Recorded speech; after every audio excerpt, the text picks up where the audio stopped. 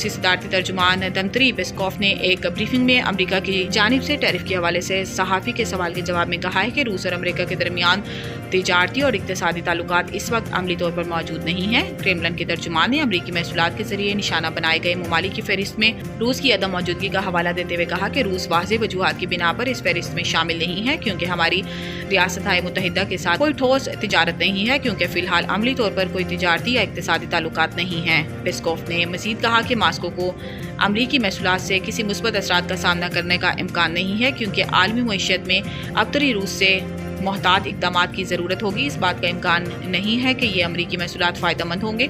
आलमी मईशत इन फैसलों पर बहुत जज्बाती रद्द-ए-अमल दे रही है। हम बैनुल-अक़वामी मंडियों में आला सतह पर हंगामा आराई का मुशाहिदा कर रहे हैं और यकीनन आलमी मईशत इस वक्त बदहाली का शिकार है।